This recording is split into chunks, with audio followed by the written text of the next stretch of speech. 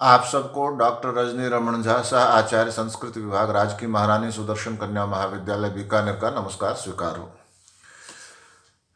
दंडी रचित दश कुमार चरित के अष्टम उच्छ्वास के लगभग हम उसके पास आ गए हैं। लग एक सप्ताह में यह पूरा हो जाएगा। तो हमने कल यह पढ़ा था कि वह जो विश्रुत है उसने नर्तक का वेश बनाया और उस पे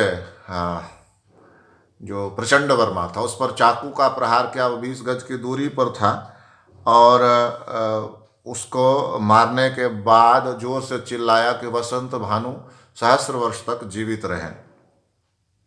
ऐसा उसने क्यों किया? क्योंकि लोगों को यह लगे कि यह वसंत भानु का अनुचर है कोई, और यह काम वसंत भानु ने करवाया है। इसलिए उसने इस तरह से जोर से आवाज़ लगाई। अब आगे कहते हैं कि जब मैंने ऐसा किया तो इत्यभिगर्जन, जब मैंने ऐसा किया तो मदगात्र मुत्कर्तुम उद्यता से मेरे शरीर पर हमला करने के लिए, मदगात्रम उत्कर्तुम उसको काटने के लिए, हमला करने के लिए किसी तलवारधारी वीर ने, कश्यापिचार भट्टस्य, उसने मुझे हमला किया मेरे ऊपर। तो मैं क्या हुआ कि मैं पीवरांश बाहु शिखरम आक्रम्य, तो मैंने उसको रोका और उछलकर पीवर अंश, उसके कंधे बड़े मोटे मोटे थे, उसके कंधे पर उछल के चढ़ गया। शिखरम आक्रम्य तावतैव तम विचेती कुर्वन्नाकुलम, और जब मैं उछल के उसके कंधे पर चढ़ गया तो वह उससे बेहोश हो गया। विचेती कुर्वन आकुलम च लोकम, और समाज जो था, जो जन समाज यह सब कुछ देख रहा था, वह तो व्याकुल हो गया था। उसको समझ में नहीं आ रहा था कि क्या घटना घट रही है। कुलम च लोकम उच्चक्षु कुर्वन, आंखें फाड़े फाड़े वह देख रहा था। उच्चक्षु कुर्वन द्विपुरुषोच्युतम प्राकारम अत्यलंघ्यम, दो पुरुष की ऊंचाई के बराबर वो प्राकार था, परकोटा था, उसको मैं उछलकर पार कर गया। प्राकारम अत्यलंघयम, मैं उसको पार कर गया। अब प्लुत्य चोप बने, और जब मैं कूदा तो मैं कहाँ कूदा, याद करिए, जो उसने उसको कहा था नाली जंग को, वृद्ध पुरुष को, कि उद्यान में मेरी प्रतीक्षा करना। तो जो मैं कूदा तो कहाँ कूद गया? उस उद्यान में ही कूद गया।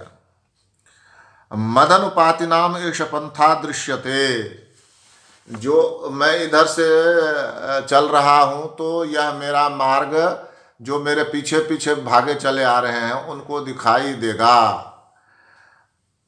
चलते हैं ना, तो चलते हैं तो पाँव के निशान पड़ते हैं, तो पाँव के निशान से उनको पता चल जाएगा कि मैं इधर से आया हूँ।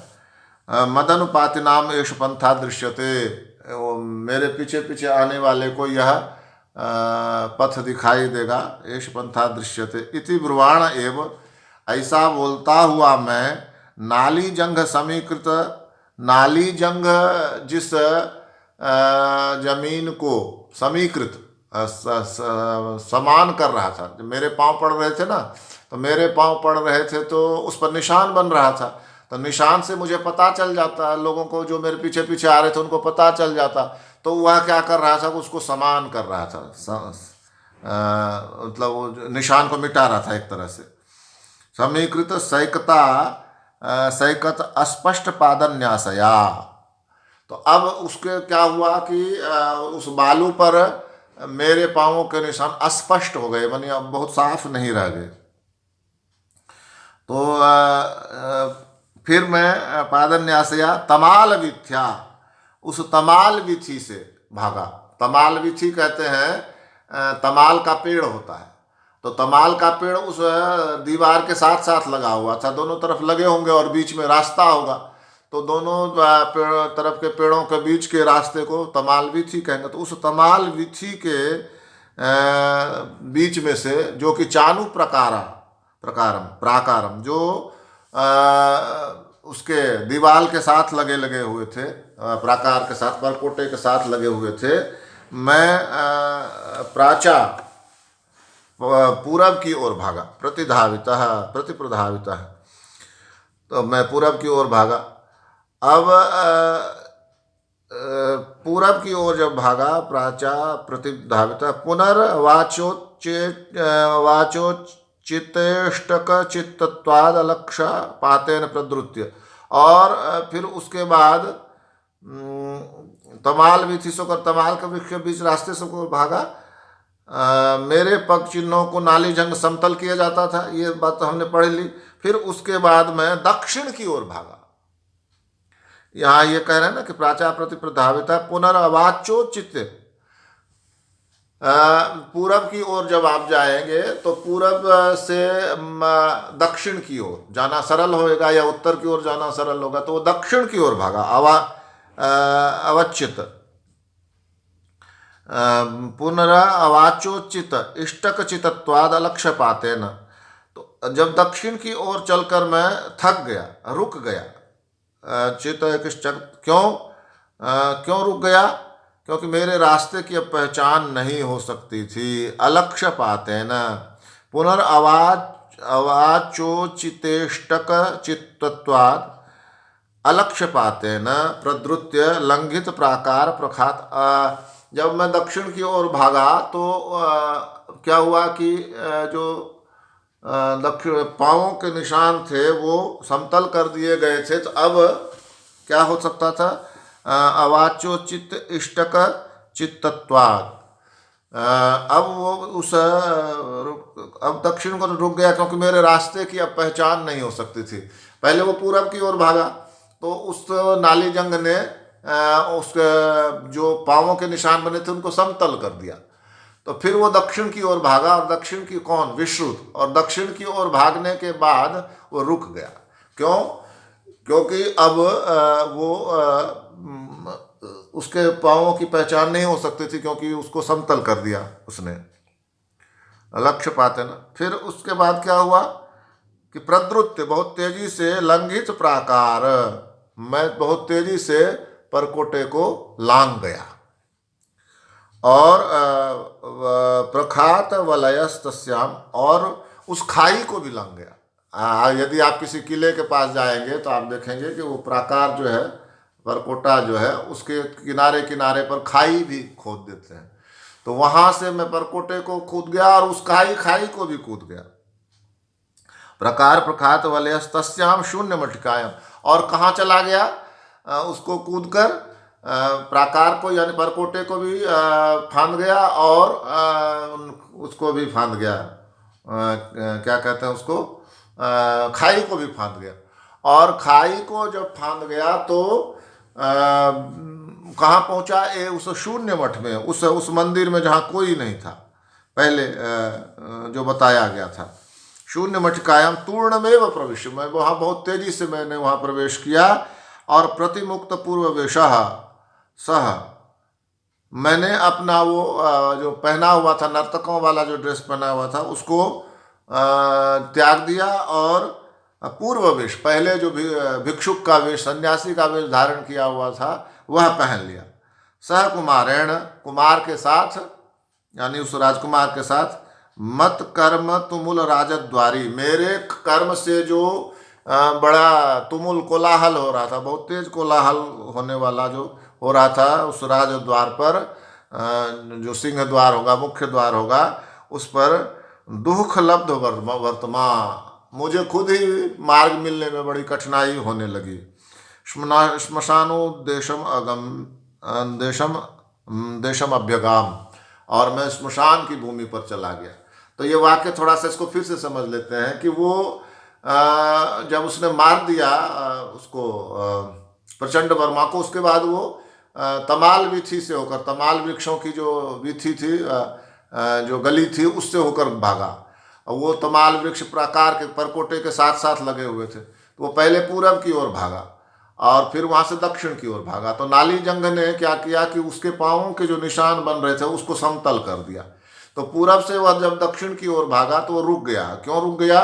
विश्रुत, क्योंकि अब उसके पाँवों के निशान नहीं दिखाई दे रहे थे। फिर वो वहाँ से क्या हुआ, परकोटे के पास आया। किले का परकोटा होता है ना, जो चार दीवारी समझ लो उसको। तो उस परकोटे से उस परकोटे को तो कूदा ही, उसके बगल में जो खाई थी उसको भी कूद गया। और कूद के कहाँ पहुंचा, मंदिर में। बहादुरी की जरूरत थी, वो उसने दिखाई। तो वहाँ कहाँ पहुंच गया, मंदिर में पहुंच गया। और शून्य मंदिर था, कोई नहीं था।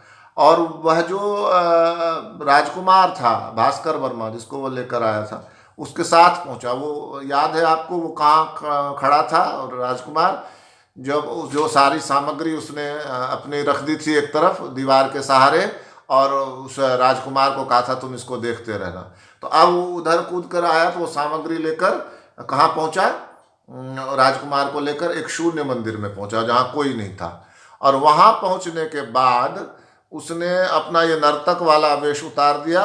और नर्तक वाला वेश उतार कर क्या पहन लिया, साधु वाला वेश पहन लिया, सन्यासी वाला। और वहां से निकलना चाहा तो राजद द्वार पे, राजद द्वार पर, यानी कि सिंह द्वार पर, जहाँ से प्रवेश करते होंगे किले में, वहाँ बहुत लोगों की बहुत भीड़ इकट्ठी हो रही थी, बहुत कोलाहल हो रहा था। क्योंकि विश्रुत ने जो काम किया, यानी कि प्रचंड वर्मा को मारने का जो काम किया, इसके कारण से सुनकर लोगों की भीड़ इकट्ठी हो गई थी और बहुत कोलाहल कर रही थी। मुझे खुद ही वहाँ से मार्ग बनाने में बड़ी दिक्कत हुई, विश्रुत को उससे मार्ग बनाने में बड़ी दिक्कत हुई। और खैर उसने अपना मार्ग बना लिया और उस कुमार को लेकर उसी स्मशान भूमि में पहुंचा जहां वे सब ठहरे हुए थे। ये कहने का तात्पर्य है। प्रागेव तस्मिन् दुर्गा गृहे प्रतिमाधिष्ठान एव मया कृतम भग्न पार्श्वस्थैर्य स्थूल प्रस्तर स्थगित बाह्य द्वारम विलम। फिर मैंने क्या किया कि दुर्गा माता के मंदिर में जो आगे ही था, आगे एक मंदिर था दुर्गा माता का जो आगे था, उसमें मैंने पहले ही एक दरार बना रखी थी। उस दुर्गा माता के मंदिर में एक बिल बना लिया था, बिल मतलब सुरंग जैसा बना लिया था। और वो बाहर की ओर से चलता हुआ कहाँ जाता था, दुर्गा माता के चबूतरे पर, जिस पर वो मंदिर मूर्ति खड़ी थी, वहां तक जाता था। प्रतिमाधिष्ठान एवं मयाकृतम। और भग्न पार्श्वस्थैर्य स्थूल प्रस्तर स्थगित बाह्य द्वारम विलम। और बाहरी दरवाजे पर मैंने एक मोटा पत्थर रख दिया था। तो इसके बाहर से प्रवेश को पत्थर की एक बड़ी चट्टान से ढक दिया।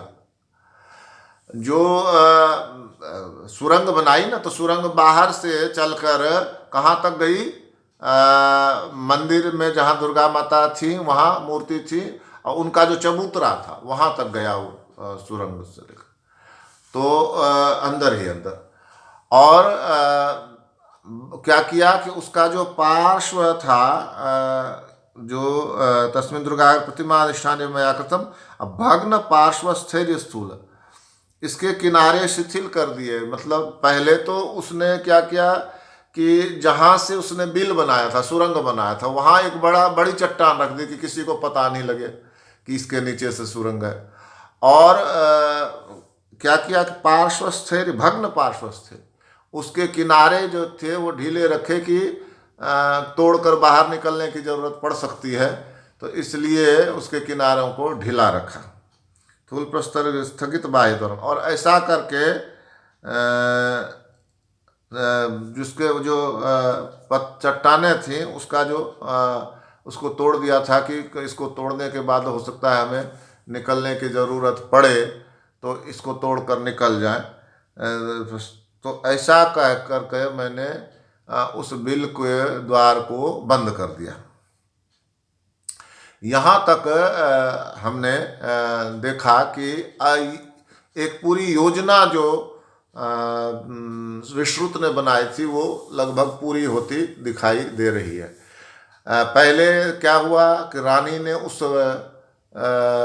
मित्र वर्मा को मार दिया, फिर प्रचंड वर्मा के बड़े भाई चंड वर्मा को मार दिया, और बाद में विवाह का प्रचंड वर्मा और मंजू वादनी के विवाह की योजना बनाकर, मतलब वो उसमें फंसाने की योजना बनाकर प्रचंड वर्मा को फंसा भी लिया।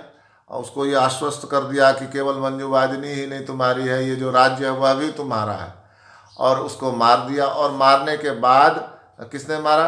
विष्णु ने। और वो भाग के अभी मंदिर पर गया है, और वहाँ पर जो दुर्गा माता का मंदिर है वहाँ जाने के लिए उसने सुरंग बना दी, और उसके द्वार पर एक चट्टान रख दिया। उस सुरंग से वो अंदर दुर्गा माता की प्रतिमा तक पहुँच गया। यहाँ तक हमने पढ़ लिया, शेष हम आगे देखेंगे। धन्यवाद।